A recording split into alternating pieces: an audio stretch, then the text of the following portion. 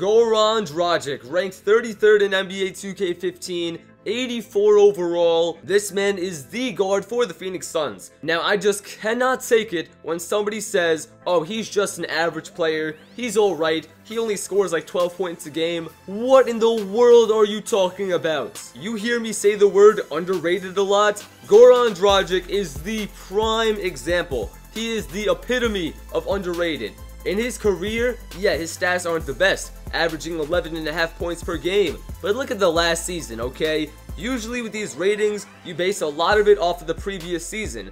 20.3 points per game, 6 assists, over 3 boards. Even though they have so many great guards on that squad, he still somehow manages to take over the game. Now, I know he wasn't on the top of the list at number 40. I just wanted to start off with him, get that out of the way, because that's been on my chest. I wanted to let you know that Goran Dragic is the real deal. So I really am glad that 2K understands how amazing Dragic is, putting him at an 84 overall. Props to 2K for that. And right before I get to the rest of the list, I need you to let me know down below in the comment section, as always with these ratings, is there anything that you do not agree with, anything you do agree with? Who should be higher, who should be lower, who's missing from the list, who's overrated? Let me know in the comments. Now, we already talked about Al Horford in the previous episode, so let's go straight to my man Manu Ginobili, the guard for the San Antonio Spurs. Now, in my opinion, Manu Ginobili is way too high up. I do not think he deserves an 83 overall.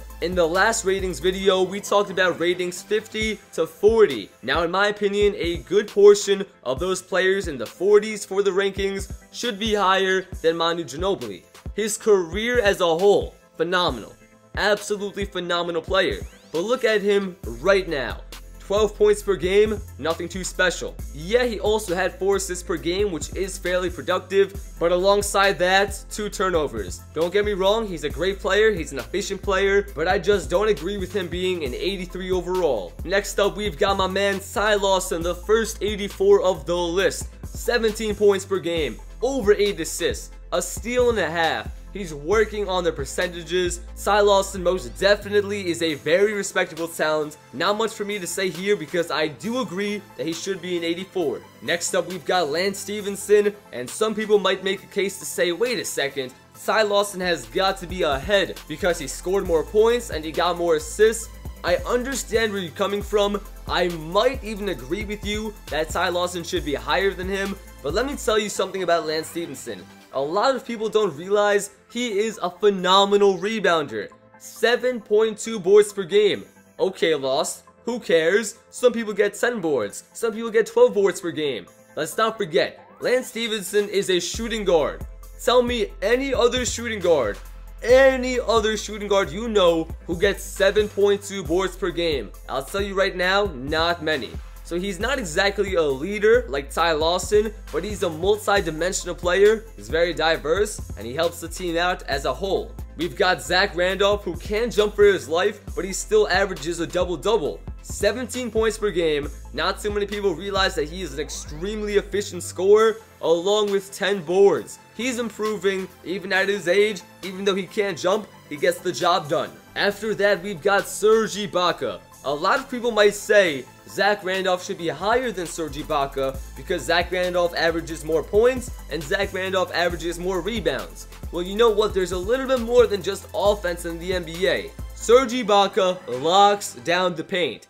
2.7 blocks. That is ridiculous. It's just crazy. On top of that, his field goal percentage is much better than Zach Randolph because his is over 53%. You guys know that I'm a Thunder fan, but I'm not going to be biased about it. Serge Ibaka has some holes, but overall, he is a major player for the Thunder. He is an impact player on both the offensive and the defensive end. Now, here's where we have a little bit of a disagreement. Chris Bosh, 16 points, 6 boards, 1 block. He's an important player for the Heat, he always has been, but why in the world is he above Serge Ibaka? He scores 1 more point than him, 2 less rebounds, the defense is not even comparable, has a worse field goal percentage, and a slightly better free throw percentage. So he can shoot free throws better and score an extra point per game, but the rebounding, the blocking, the field goal percentage, the impact as a whole, in my opinion, is not comparable. So I would say that Serge Ibaka deserves to be above Chris Bosh.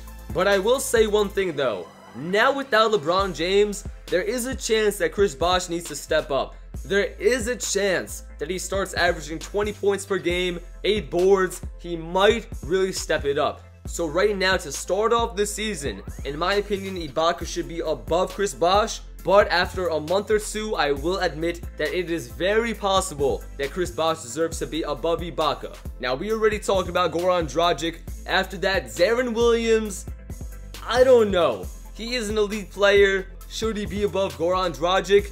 I would say not. Should he be above Ty Lawson? Maybe, but I would still say no. If you look at his ratings last year, they were a bit subpar. 14 points per game, 6 dimes, nothing too crazy. He has had many injury issues, so that is kind of an excuse. But still, I think that Ty Lawson and Goran Dragic should be above my man Zarin Williams. Our first 85 overall of the day, Paul Millsap. Not much to say here because I do agree. Not too many people know how dominant he is, but 18 points, 8 boards, he can even play on the defensive end with 1 block per game. His free throw shooting is alright for a power forward. He's not exactly a leader, I will say that. He's not the type of person who really leads a team, but he plays his role, he does extremely well. I agree with the 85.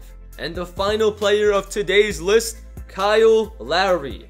This man, you've heard me say the word leader a lot. This man, when he first came to Toronto, he didn't do amazing right off the bat. His first year with them, just above 11 points per game. He was struggling. And then all of a sudden, last season, he had the best year of his career. He had the most minutes that he's ever gotten. He scored by far the most points per game. He was doing solid with the steals. He had the most assists of his career. He was off the charts. This man is a leader. This man gets the numbers. On and off the court, he gets the job done. Kyle Lowry, I 100% agree with this rating. But that is the last player for today's list. I hope you guys all enjoyed the video. If you did, make sure you leave a like for more NBA 2K15 ratings. Make sure you subscribe for your #1 source of all NBA 2K15. You can follow me on Twitter at LostNUnbound. You can follow me on Twitch. And as always, guys, I'm LostNUnbound, and have a great day. Peace out.